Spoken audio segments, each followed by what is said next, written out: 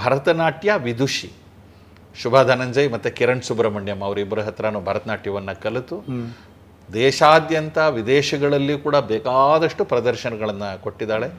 ಭರತನಾಟ್ಯ ಕ್ಷೇತ್ರದಲ್ಲಿ ಬಹಳ ಒಳ್ಳೆಯ ಹೆಸರನ್ನು ತಗೊಂಡಿದ್ದಾಳೆ. ಅವಳಿಗೆ ಅದಕ್ಕೆ ಸಂಬಂಧಪಟ್ಟ ಹಾಗೆ ಅನೇಕ ಪ್ರಶಸ್ತಿಗಳು, ರಾಷ್ಟ್ರಮಟ್ಟದ ಪ್ರಶಸ್ತಿ ಕೂಡ ಬಂದಿದೆ ಒರಿಸ್ಸಾ ಇದರಿಂದ ಸಂಸ್ಥೆಯಿಂದ.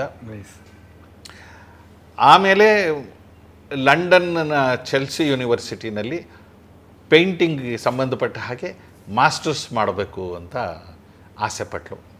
ಇಲ್ಲಿ ಚಿತ್ರಕಲಾ ಪರಿಷತ್ತಲ್ಲಿ ಗ್ರ್ಯಾಜುಯೇಷನ್ ಆಗಿತ್ತು, ಚಿತ್ರಕಲೆನೇ ನಾನು ಮುಂದುವರಿಸ್ಬೇಕು ಅಂತ. ಅಲ್ಲಿ ಅವಕಾಶ ಸಿಕ್ಕಿಬಿಡ್ತು, ಅವಳಿಗೆ ಸೀಟ್ ಸಿಕ್ತು ಅಲ್ಲಿ ಓದೋದಕ್ಕೆ. ಆ ಸಂದರ್ಭದಲ್ಲಿ ಡ್ಯಾಡಿ ಇದೊಂದು ಆಸೆ ಇದೆ ನನಗೆ, ನಂಗೆ ಕಳಿಸ್ಕೊಡ್ತೀರಾ? ಮಗಳ ಆಸೆ ಪಟ್ಟಾಗ ಇಲ್ಲ ಅನ್ನೋಕ್ಕಾಗತ್ತೆ. ನಮ್ಮಿಬ್ಬರದು ಒಂದೇ ನಿಲುವು ಆ ವಿಷಯದಲ್ಲಿ, ಅದರಲ್ಲಿ ವ್ಯತ್ಯಾಸವೇ ಇಲ್ಲ.